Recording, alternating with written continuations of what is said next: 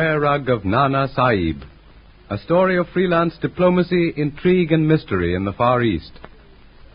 While on the trail of a mysterious prayer rug stolen from him by Ram Das, high priest of the forbidden city of Kundra in the Himalaya mountains, K.C. Smith, operative of the Ghost Corps, with Ali, his Arab companion and assistant, is captured and confined in a dungeon in the forbidden city. K.C. overhears Ram Das plotting to poison Lakshmini, Rani of Kundra, and proclaim himself Raja. K.C. prevents the Rani from drinking the poison and upsets Ram Das' plans. To escape the vengeance of Lakshmini, Ram Das flees from the city, taking with him the prayer rug, and makes for the legendary buried treasure.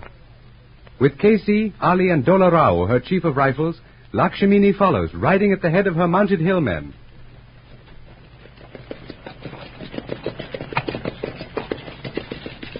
He's no more than an hour ahead of us, Dola Rao. Aye, and 'tis enough.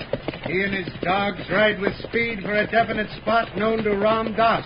We follow his trail and must ride slowly. Slowly, Dola Rao. We ride as though Shaitan himself were at our heels. And in this darkness, I cannot see the man who rides before me. Your mountain trails aren't made for fast night riding, Dola Rao. For us who know them, Kasi Sahib, there is little danger. I was thinking of Lakshmini. You need not fear for her, my friend. She has ridden our hills and valleys since childhood. Nevertheless, Saluro, we should have waited until daybreak. The trail would have been more easily followed. Nay, Lakshmini, daybreak, as the Sahib said, would have been too late. It is what Ram Das would have had us do. Right. But your men ride as though they had a definite idea of where we're going. There are only two ways by which the valley of Kundra may be entered or left. The rugged trail by which you came some hours ago, and upon which no horse could find footing, and the other which we now ride through the valley.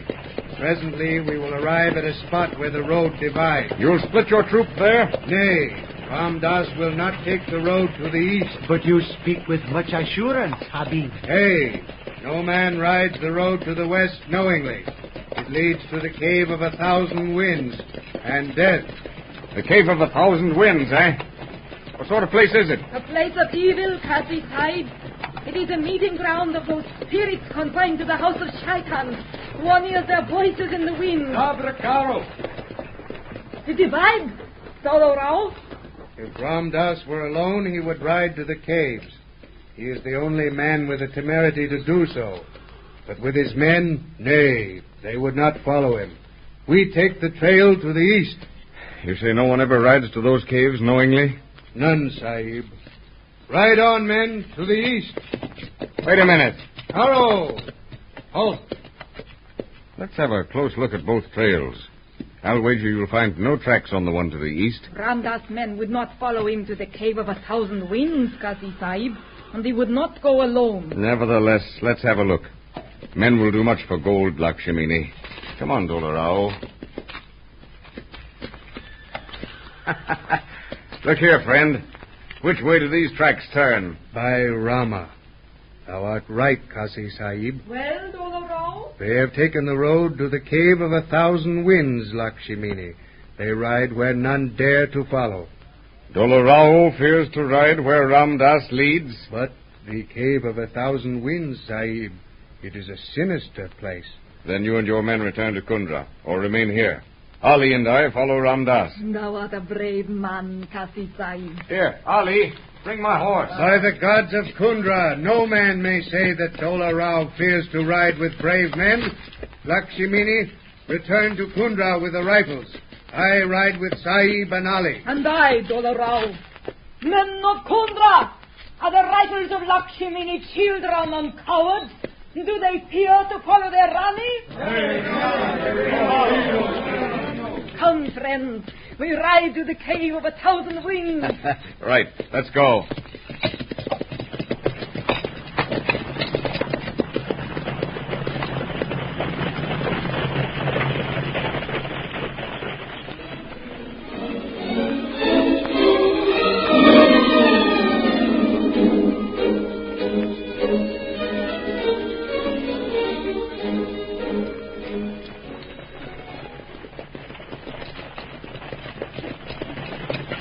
Hurro! Halt! Dolo Rao? The Cave of 1,000 Winds, a short ride beyond that rocky hill. I suggest we establish camp here and send scouts ahead to learn if the road is clear. All right. I don't suppose we can attack Ramdas before daylight. The main thing is to locate him and be ready to surprise him. Dismount, men. Place the Rani's tent there by the cliff, away from the trail. I'm going ahead, Dolo Rao, to scout out the trail. And I, Kasi, ride with you. All right. We'll be back as soon as we've had a look at the country ahead. I shall send one of my men with you. You are not acquainted with our hills. Chandra. Eerie, Sardar. Ride with the Sahibs. Be careful, Kasi Sahib. Do not enter the caves. None who have done so have ever returned. Don't worry. Ali, you and Chandra get your horses and bring mine. Aye, Habib. If you have not returned 2 hours before dawn, Sahib, we shall come. You're not going to lead Lakshmini into this. Nay, Sahib. She will be left here asleep in her tent, well protected. Good. Well, we'll get back as soon as possible. Your horse, Kasi. Listen, Dolo Rao. I've a hunch we'll find your treasure, if there is one, buried in or near those caves. Nana Sahib, playing on the superstitions of his people, likely concealed it there, knowing it'd be safe, so that none would go there to seek it. Mayhap the Sahib is right. I know I'm right. It's the logical thing to do, and Ramdas coming this way proves it to me. Remember, he knows where the treasure's hidden. Well, come on, Ali, Chandra. Aye, my friend.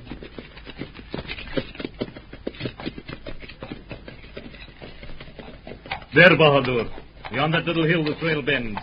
Beyond the bend on the low ledge is the mouth of the Cave of 1,000 Winds. It's off the trail, then. A little way only. It lies at the end of a cup-like depression. Well, you speak as though you'd been there. Nay, Sahib. Never. I have been told so. So we'll dismount here and go on afoot. You stay with the horses while Ali and I do the investigating. Come on, Beware, Ali. Sahib. Do not approach the mouth of the caves. Never mind us. You stay here. If we're not back in an hour or so, return to camp and report to Dolo Rao. Hearing and obeying, Bahadur. Let's go, Ali. Yes, Kasi.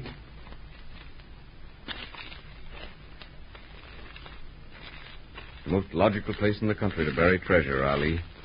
Nana Sahib was a wise old coot. He knew the superstitions about that cave. Hey, take it easy. Look up there on the cliffs. The reflections of fire. Yeah, beyond this little ridge. Ramdas, probably. Look, Kasi. A camp down there, with horses ready saddled, tethered near the fire. Not a soul in sight. Look up there just beyond the fire on that ledge. The opening to a cave, isn't it? Aye. The Cave of 1,000 Winds. Probably. Let's see if we can't work our way around this rim and get close enough to have a look inside the cave. It's likely the men we're after are in there. Strange indeed that a man as intelligent as Ramdas will leave his camp unprotected, with no guard covering the trail. Like Nana Sahib, he's counting on the native superstitions. He doesn't expect to be followed.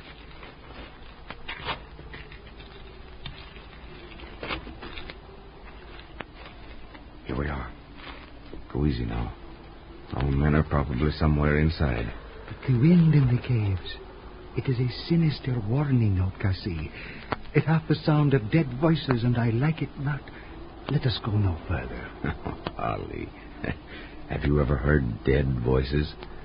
Don't let the tales of these hillmen get you down. Come on, we'll go in a little way. It is not that I fear the sound of wind, Habib, nor the childish legends of the Nepalese. Voila, let us go in then.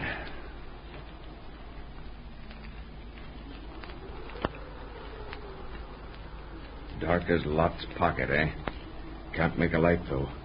Anyone inside would see it. Keep your gun handy. And your nerve. Truly the abode of evil spirits, Habib. It is no place for the living. Just a little further, I think. Welcome, Smith Sahib, to the Cave of the 1,000 Winds. But where is he, Habib? I don't know. Close, and apparently he can see. His voice sounds Lay aside your weapons. Drop them to the floor. Then we shall have light. All right, toss your gun out there, Ali. It's no good to you now. There you are, Ramdas. You are wise, Sahib. Light the torches, Kerman. Walked right into his trap, Ali. We're nicely sewed up. All right, Ramdas, you've got us. What now? If the Sieb will come this way, he will see something he has traveled many miles to see. There, Sieb, in that niche in the wall. By the beard of Muhammad. Bags, chests, the treasure of Nana Sahib. Great Scott. A king's ransom. The ransom of many kings, Sahib. The chests alone, when opened, will disclose jewels valuable enough to buy even the Nizam of Hyderabad. Ramdas is now the richest man in all India. You've examined the contents of these bags and chests? When I have carried the treasure to a safe place, I shall examine it at my leisure. It is unfortunate that the Sahib will not be alive to examine it with me. Yes, it is. What are your intentions toward us, if I may ask? You will be treated as guests, Sahib. Come, my children, bind the hands of these two and bring them to the campfire. A little amusement, Sahib, for my men at your expense before we return you to the Rani Lakshmini as a warning not to interfere with the plans of Ramdas.